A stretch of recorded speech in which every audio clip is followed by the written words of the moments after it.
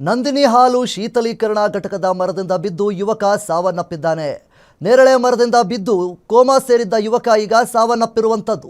ದೇವನಹಳ್ಳಿಯ ಚಿಕ್ಕನಹಳ್ಳಿ ಹಾಲು ಶೀತಲೀಕರಣ ಘಟಕದಲ್ಲಿ ನಡೆದಿರುವಂತಹ ಘಟನೆ ಇದು. ಬೆಂಗಳೂರು ಗ್ರಾಮಾಂತರ ಜಿಲ್ಲೆ ದೇವನಹಳ್ಳಿ ತಾಲೂಕು ದರ್ಬಾಪುರ ಗ್ರಾಮದ ಬಳಿ 28 ವರ್ಷದ ನರಸಿಂಹಮೂರ್ತಿ ಎನ್ನುವಂತಹ ಯುವಕ ಮೃತಪಟ್ಟಿದ್ದಾನೆ. ಶೀತಲೀಕರಣ ಘಟಕದಲ್ಲಿ ಡ್ರೈವರ್ ಕೆಲಸ ಮಾಡ್ತಾ ಇದ್ದಂತಹ ನರಸಿಂಹಮೂರ್ತಿ ಕೆಲಸದ ಸಮಯದಲ್ಲಿ ಮರ ಹತ್ತಿಸಿದ್ದ ಘಟಕದ ಒಬ್ಬ ಉದ್ಯೋಗಿ ಈ ಸಂದರ್ಭದಲ್ಲಿ ಮರದಿಂದ ಕೆಳಗಡೆ ಬಿದ್ದು ಕೋಮಾಗೆ ಸೇರಿದ್ರು. ಈಗ ಸಾವನ್ನಪ್ಪಿದ್ದಾರೆ. ಕೆಳಗೆ ಬಿದ್ದು 2 ದಿನಗಳ ಹಿಂದೆ ಕೋಮಾ ಸೇರಿದ್ದ ಯುವಕ ಶೀತಲೀಕರಣ ಆವರಣದಲ್ಲಿ ಮೃತದೇಹವನ್ನು ಇಟ್ಟು ಈಗ ನ್ಯಾಯಕ್ಕಾಗಿ ಪ್ರತಿಭಟನೆಯನ್ನ ಮಾಡ್ತಾ ಇದ್ದಾರೆ. ಕುಟುಂಬಸ್ಥರು ಮಕ್ಕಳ ಭವಿಷ್ಯಕ್ಕಾಗಿ ಅನುಕೂಲ ಮಾಡುವಂತೆ ಕುಟುಂಬಸ್ಥರು ಒತ್ತಾಯವನ್ನ ಮಾಡ್ತಾ ಇದ್ದಾರೆ. ಸ್ಥಳಕ್ಕೆ ವಿಜಯಪುರ ಪೊಲೀಸರು ಭೇಟಿ ನೀಡಿ ಪರಿಶೀಲನೆಯನ್ನ ನಡೆಸ್ತಾ ಇರುವಂಥದ್ದು.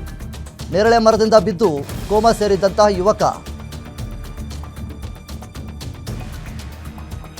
ಇನ್ನು ನರಸಿಂಹಮೂರ್ತಿ ಎನ್ನುವಂತಹ ಮೃತ ಆ ಒಂದು ಶವವನ್ನ ಶೀತಲೀಕರಣ ಘಟಕದ ಮುಂದೆ ಇಟ್ಟು ಕುಟುಂಬಸ್ಥರು ಈಗಾಗಲೇ ಪ್ರತಿಭಟನೆಯನ್ನು ಕೂಡ ಮಾಡಿದ್ದಾರೆ.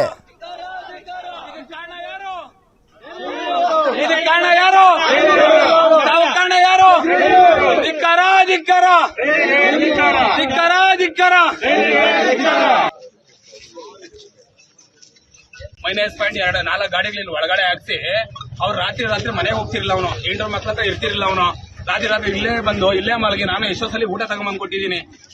ಅವ್ರಿಗೆ 4 ಗಾಡಿಗಳು ಹಾಕ್ಸಿರೋದಕ್ಕೆ ಕಾರಣ. ಇವಾಗ ನಾವೆಲ್ಲ ಅಲ್ಲ 16 ಜನ ಡ್ರೈವರ್ ಇಟ್ಕೊಂಡು ನಾವು 8 ಜನ ಹೊರಟೋತೀವಿ ಅಂತ 14 ಜನ ಹೊರಟೋತೀವಿ ಅಂತ ಇವ್ನು ಇಲ್ಲೇ ಮಲಗಿ ಇಲ್ಲೇ ಇರ್ತಿದ್ದ. -5 ಕಾರಣನೇ ಡೈರಿ ಇವರು. ಹೆಂಗ್ ಅವ್ರ ಗಾಡಿಗಳು 4 ಒಳಗಾಕ್ಸ್ಬೇಕು? ಹೆಂಗಿರ್ಬೇಕು ಇವರು? ನಾವು ಒಂದ್ ಡ್ರೈವರ್ ನಮ್ ಗಾಡಿ ಒಳಗಾಕ್ಸಿದ್ರೆ ಹಾಕ್ಸ್ಬೇಡ ಅಂತ ಹೇಳ್ತಾರೆ. ಇವ್ರ ಗಾಡಿ ಮಾತ್ರ ಇರ್ಬೇಕು.